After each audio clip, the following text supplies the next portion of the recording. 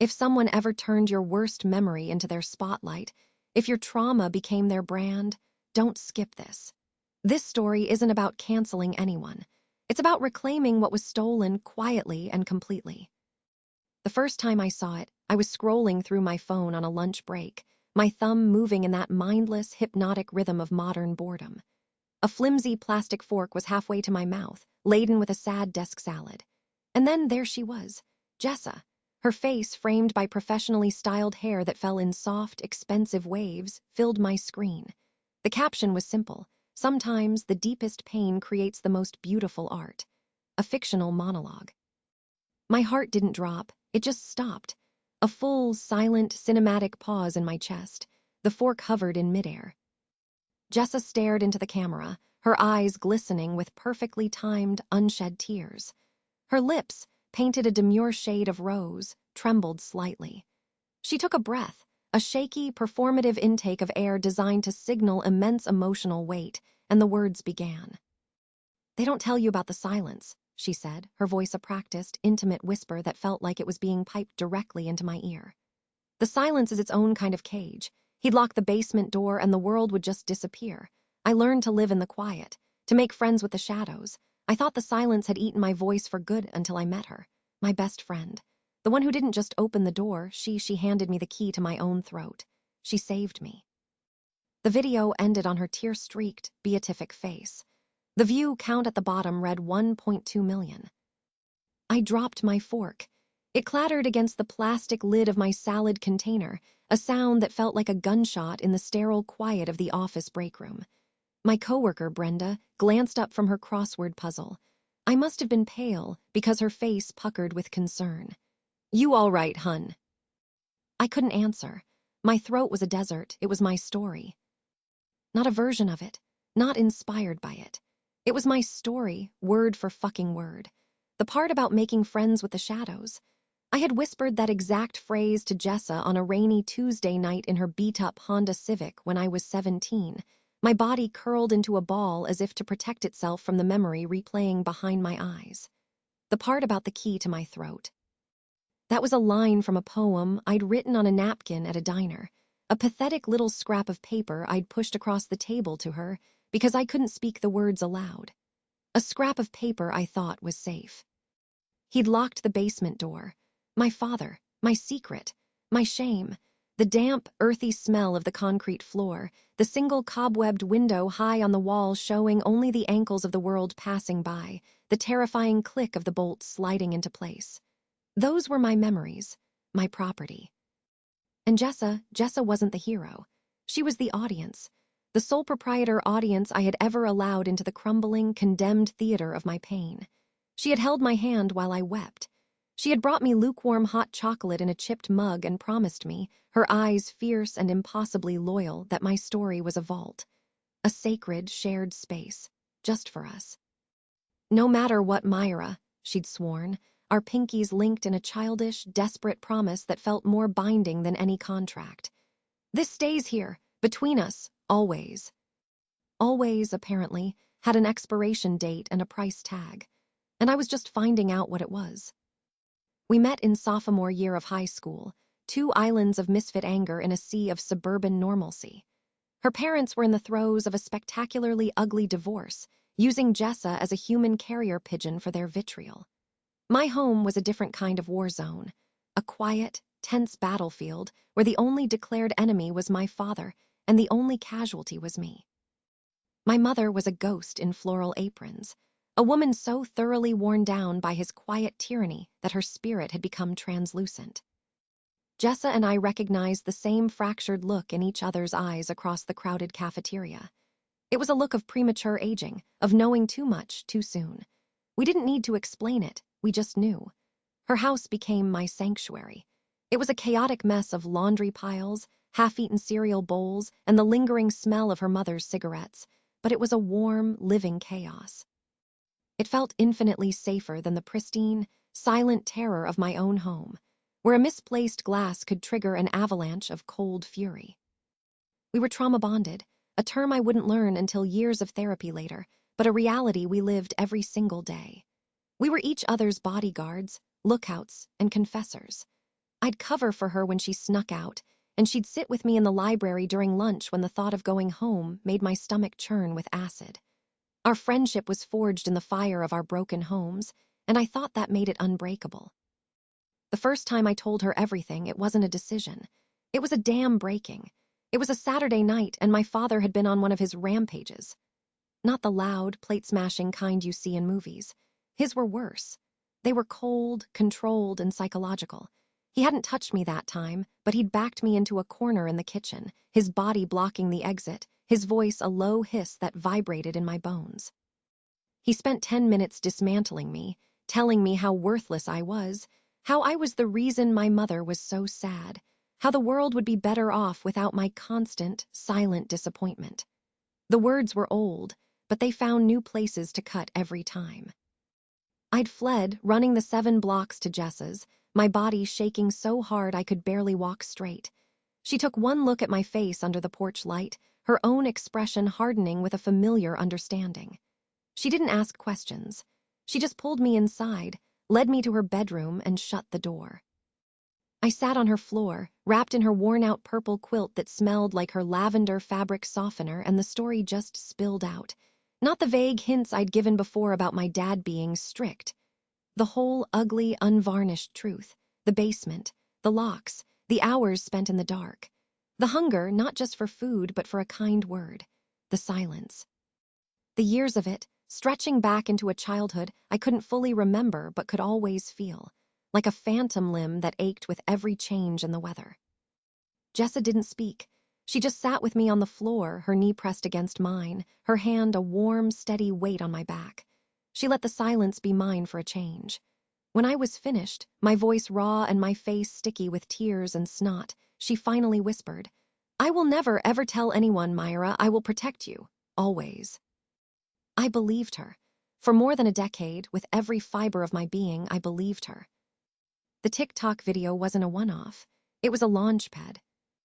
The 1.2 million views became 3 million, then 6 million. It was shared by celebrities with captions like, "This is bravery." Actresses duetted it, weeping along with Jessa's fictional pain, praising her emotional depth. She was heralded for her courage, her raw vulnerability, her allyship in telling stories that need to be heard. A week after the video, I tried to text her. A simple, non-confrontational, "Hey, saw your video. It felt familiar. Can we talk?" The 3 dots appeared, then disappeared. An hour later, her reply came. "Isn't it wild how art can connect us? So glad it resonated. Things are blowing up over here. So crazy, Zoe." It was a dismissal so complete, so corporate, it took my breath away. She wasn't even pretending. Then came the podcast. It was called The Key Holder. In her first episode, she expanded on the story, weaving in details she'd gleaned from me over years of our most intimate conversations.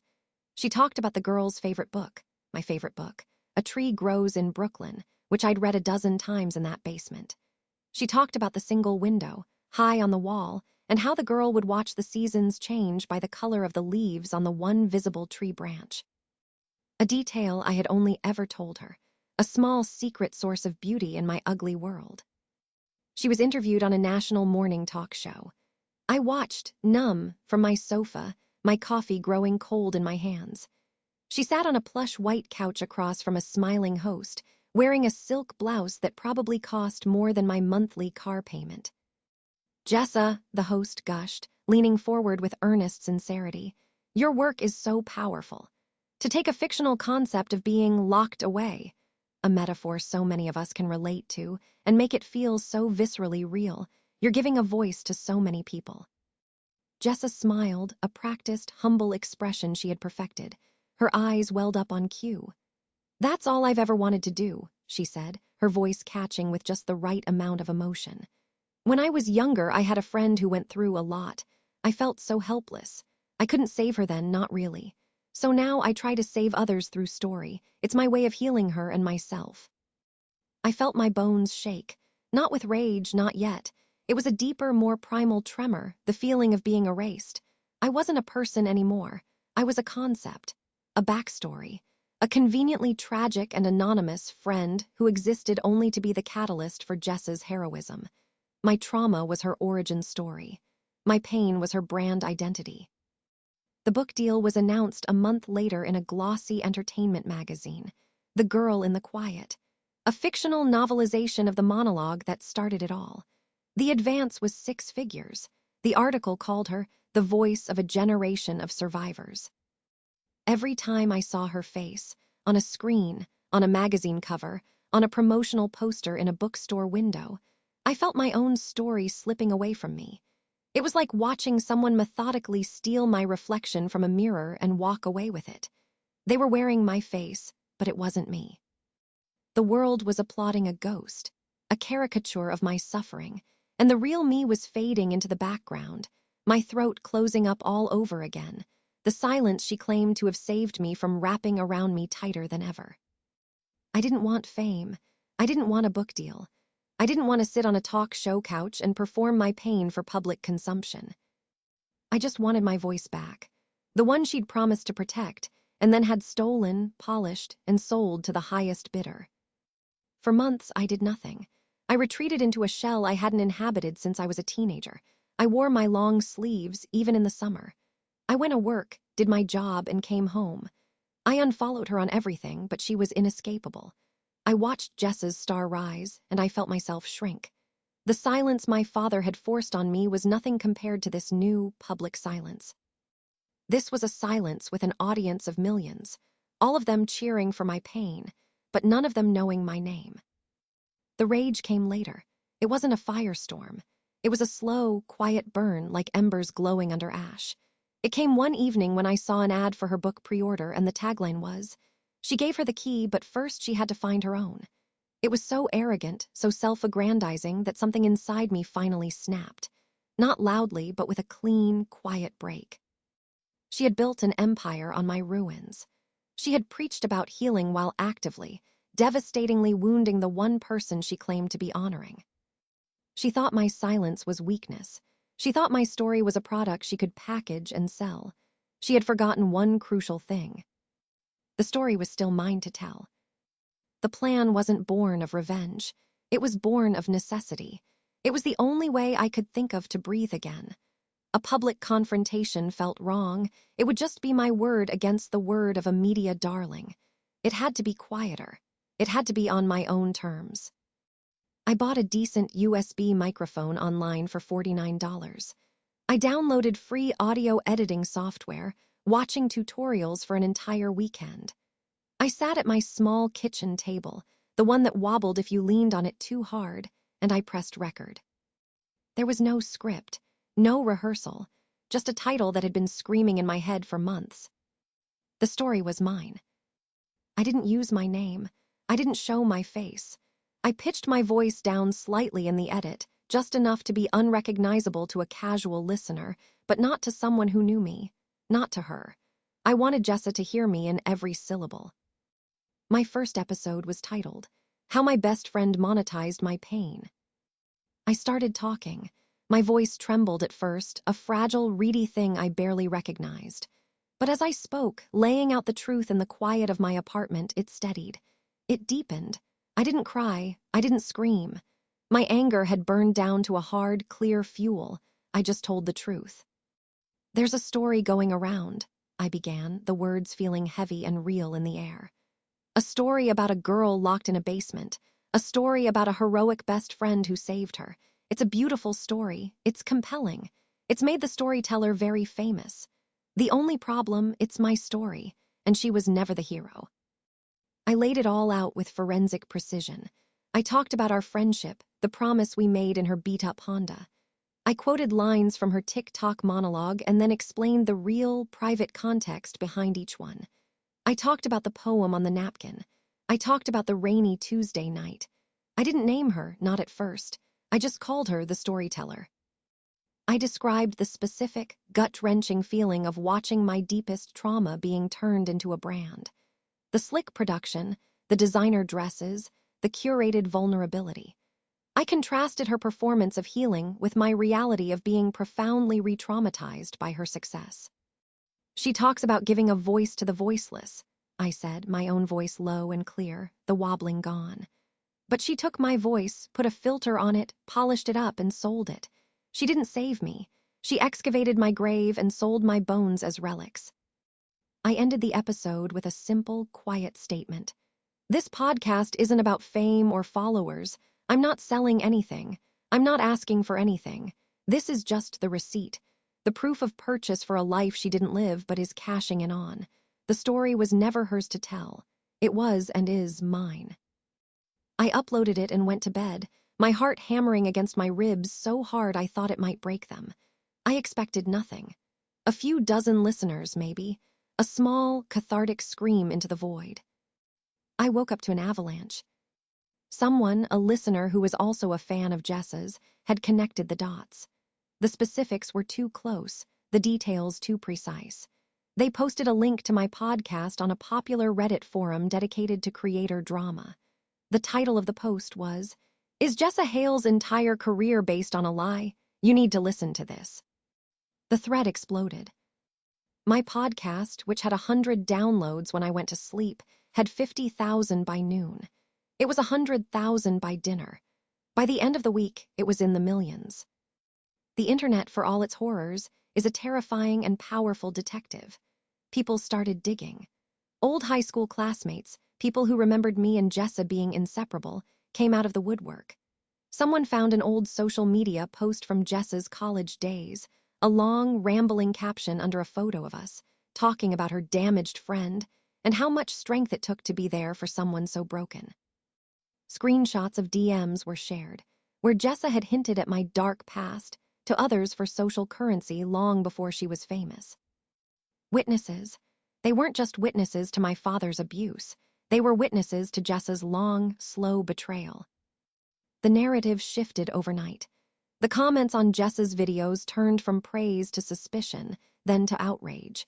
The articles started appearing, their headlines like a fever dream. The key holder or the lockpicker. Viral star Jessa Hale accused of exploiting best friend's trauma. Jessa went silent. Her usually active social media accounts fell dark. Then the dominoes began to fall, one after another, with a clean, satisfying click. Her publisher announced they were postponing the release of The Girl in the Quiet pending an internal review. The streaming service that hosted her podcast pulled her episodes, citing a violation of their community standards on authentic storytelling. Her upcoming speaking engagements were quietly canceled. Her empire, built on the unstable foundation of my stolen pain, was crumbling. I kept recording. Episode 2, The Promise in the Honda. Episode 3, My Scars Are Not Your Brand. I never raised my voice. I just kept telling my story piece by piece, taking back every detail she had co-opted. The rawness and the lack of production, you could hear the hum of my refrigerator in the background, resonated more than all of her glossy performances combined. My anonymity made it more powerful. I wasn't a personality, I was a voice. A truth. 2 weeks after my first episode aired, my phone rang. An unknown number. I knew who it was. My stomach clenched, but my hand was steady. I let it ring 4 times. Then I answered and said nothing. Mira. It was Jessa. Her voice was wrecked, torn apart by genuine, ugly crying. It was the first time in years I'd heard her sound truly broken, not performatively so. Mira, please, she sobbed, the sound wet and desperate. Please, you have to stop. They're destroying me. My life is over. Everything, it's all gone. My book, the podcast, everything. I remained silent, listening to her ragged breaths, the sounds of a world falling apart. I'm sorry, she choked out, the words tumbling over each other. Okay, I am so sorry. I never meant I got carried away. It just got so big so fast. I wanted to help people. I thought I was honoring you, I really did. Honoring me? I finally spoke, and my voice was calm. It was so calm it scared me. You honored me by turning my life into a monologue for clicks, by casting yourself as my savior on national television. You didn't honor me, Jessa. You packaged me. Please, she begged, her voice dissolving into frantic tears. I'll do anything. I'll give you half the book advance. All of it. I don't care about the money, just make it stop. Take the podcast down. Please, Mira, we were best friends. The words hung in the air. We were best friends. And in that moment, I felt a profound, aching pity for her. Not forgiveness, never forgiveness, but pity. She still didn't get it. She thought it was about money. She thought it was about revenge. She thought this was a transaction, that my pain and its public reclamation could be bought and sold, just like everything else in her life had become. I took a slow breath, feeling the air fill my lungs completely, a feeling I was just getting used to again. "The difference between you and me, Jessa," I said quietly, each word a carefully placed stone, "is that you used my story to get famous. I'm using mine to take my power back." I ended the call. I released 2 more episodes, methodically reclaiming the last pieces of my narrative. And then, when I felt I had said everything that needed to be said, I stopped. The final episode was simply titled, Peace. In it, I talked about what it meant to heal without an audience, to find strength not in applause but in quiet integrity. I thanked the listeners for hearing me, and then I said goodbye. My podcast, The Story Was Mine, still exists in the digital ether, a quiet monument to the truth. I never revealed my identity. I never made a cent. Jessa disappeared from the public eye completely. I heard through the grapevine she moved back to our hometown, her fleeting fame now a source of local, whispered shame. I don't know if I'll ever fully heal from what my father did. Those scars are carved deep into the foundation of who I am. But the wound Jessa inflicted, that wound is closing. By taking back my story, I took back the part of myself she had tried to erase. I didn't need to destroy her. I just needed to tell the truth. Her empire was simply a casualty of that truth. My life is quiet now. I still have my wobbly kitchen table, my boring job, my cheap salads for lunch. But some days when the sun is warm, I find myself pushing my long sleeves up to my elbows without thinking about it. I have my voice. It isn't loud. It doesn't echo in stadiums or through television speakers, but it's mine. And for the first time in a very, very long time, it is not silent. It's a peace I earned, not for fame, but for me. It's the kind of peace that doesn't need a single view. If someone ever used your pain to climb higher, comment, "The story was mine." Because healing doesn't need applause, but justice deserves an audience.